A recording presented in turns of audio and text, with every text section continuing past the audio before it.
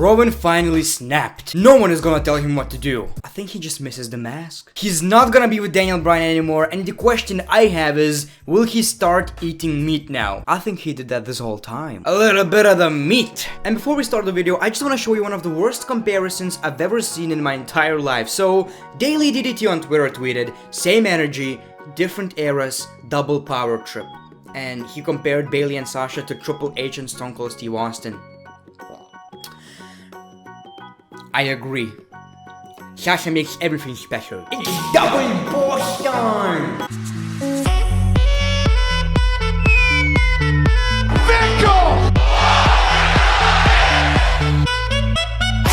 But you gotta make Roman look really strong. The best in the world! Welcome everybody to another episode of Greatness of SmackDown. Again, I'm not using a camera, but I'll start using it the next time I upload a video. The best thing about WWE shows lately is not actually the storylines or whatever, it's actually the matches. Like, as of late, we've been getting at least one good match per show, especially on SmackDown Live. So I really appreciate that. Like, a couple of months ago, I used to like promos more than actual wrestling, but nowadays, it's kinda different. Like, every time I see Buddy Murphy, Ali, Aleister Black, Andrade, when I see these guys in the ring, I know that I'm about to get a good, entertaining match. And this show was no different. We actually got a couple of these. Anyway, so this edition of SmackDown Live starts with Bayley. We got a mixed reaction, and Bayley says that she's really confused. Like, she's still being a good girl, she's trying to show what kind of champion she's trying to be. All she did was help her friend, Bayley and Sasha. Remember that tag team? We are friends.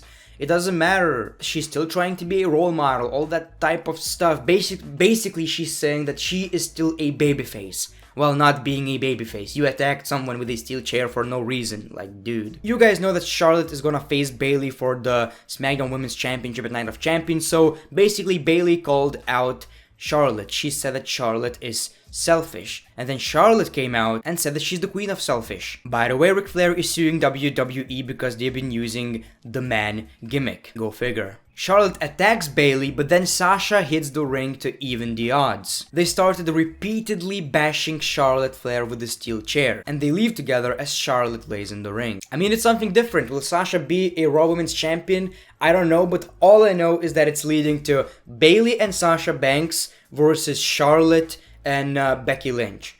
I'm pretty sure about that. Like, at first it's gonna be weird because Becky Lynch and Charlotte Flair are enemies, but then they will basically become kind of a team to face Bayley and Sasha Banks. I'm pretty sure about that, you know, 4 horsewomen or whatever, so it's pretty obvious where this is leading to. Then we got Ali versus Elias, and that was probably the best Elias match we ever got in the WWE. Maybe because of Ali, I don't know, but this match was surprisingly, very surprisingly, entertaining. I was shocked. Like I've said, every time I see Ali in the ring, I know I'm about to get my money worth, which is nothing because I don't pay for SmackDown. So my absolute favorite spot of the match was the super kick, like the catching super kick. Looked like something from WWE 2K. Really like that. It is also surprising that Elias won the match. He hit the drift away for the 3 count, and now he advances in the King of the Ring tournament. I was pretty shocked because I felt like Ali is gonna be the one who's gonna stay at the end, like he's gonna be in the finals against some kind of heel, against Baron Corbin. But surprisingly, he did not advance. And after the match, Elias played with the guitar. We see Aleister Black backstage cutting a promo again in a black background, and he's... But wait, he said that he's going to wrestle tonight. He has an open challenge. Finally. Like, dude, don't do these promos ever again. I'm tired. We got Mandy Rose and Sonya Deville versus Alexa Bliss and Nikki Cross, in which WWE surprisingly decided to build Mandy Rose and Sonya Deville because they won the match. Sonya and Mandy double teamed Alexa for the 3 count. I kinda forgot that this is actually a tag team, and I still don't know why these two are not facing for the Women's Tag Team Championships. Like, this, honestly, I'm kind of a fan. I don't know. I don't really mind them. Randy comes out to the ring with a microphone and talks trash about shutting down Kofi and dismantling the New Day. He shows us replays from the last couple of weeks and calls out Kofi Kingston to come face him like a man. Kofi's music hits, but as soon as Kofi comes to the stage, the Revival attack him from behind and beat him down. Kofi starts fighting back, but then Orton joins and they beat on Kofi 3-on-1. Orton yells at Kofi that he's stupid and then he tries to injure Kofi Kingston's leg. I'm also pretty sure we got that very beautiful RKO. Just look at that. I like it. Orton and the Revival, the most random thing I could imagine, but it works so well. At least right now it's not really about the family anymore, it's about friends, and Orton has a couple of them right now, so it's a bit different. I was worried that it's gonna be another, I disrespect your son, I disrespect your wife, and now you beat me because you are offended that I disrespected your wife. At least it's a bit different now. Then we got another King of the Ring match, Andrade versus Chad Gable. Fun match, but guess what is Chad Gable's finisher?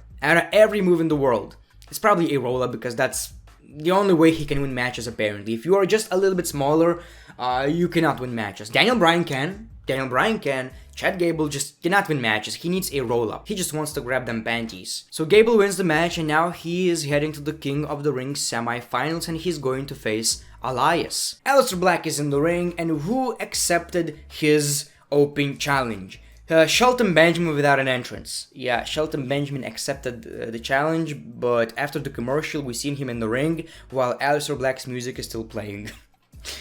Yeah, Shelton Benjamin has a lot of credibility. Anyway, this was very fun, like the reversals. Like, Aleister Black is amazing and I want to see more of him. I want to see him against people like Orton, Buddy Murphy, Ali, Andrade. I want to see him against people who have some credibility because this is basically a squash match. But it was very good, like, I loved this blackout. So hopefully this is gonna be a regular thing. He's gonna face people on SmackDown instead of talking in a black dark room. 24/7 champion Drake Maverick and his wife are backstage, and they dodged various wrestlers. Bo Dallas pinned Drake Maverick, and now he's the 24/7 champion. Then we got Shinsuke Nakamura versus a jobber, like that makes any sense whatsoever.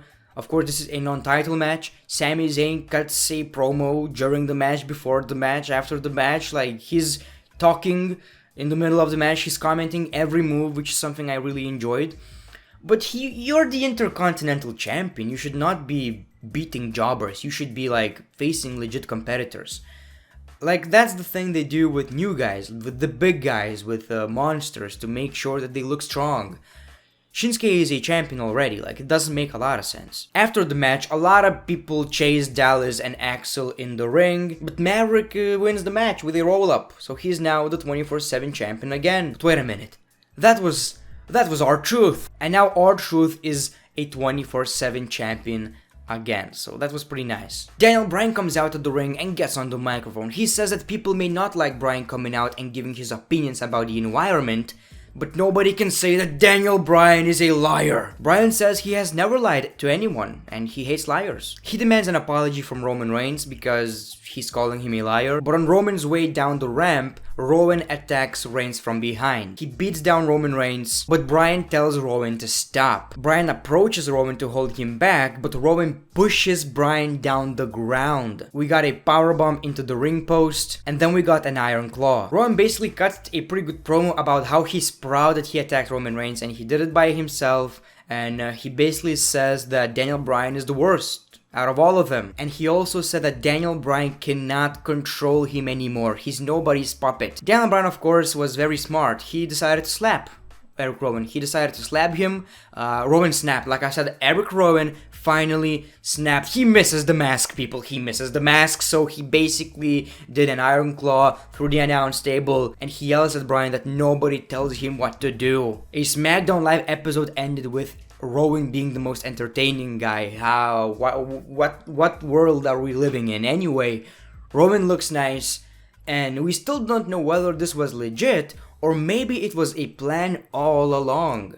You know, they were basically planning an attack on Daniel Bryan to make sure that Roman Reigns believes that Daniel Bryan had nothing to do with it. But at the end of the day, maybe it was Daniel Bryan. So you never know, because right now we're getting Roman Reigns versus Rowan at Clash of Champions. Not the most entertaining match, not the match I care about. But at one point we will get Daniel Bryan versus Roman Reigns. Like, it needs to happen, so you never know. But if Daniel Bryan is actually behind the attack, I'm pretty sure this segment fooled a lot of people. So Great stuff. Anyway, so that was your greatness of SmackDown. I would give this episode probably 6.5 out of 10. I really enjoyed the ending. It accomplished a lot, like it gave a lot of credibility to Rowan, and the story developed. So let me know your thoughts on the show in the comments below. Let me know your rating. Thank you for watching. As always, the great one, peace, love, and hugs. It's been a pleasure.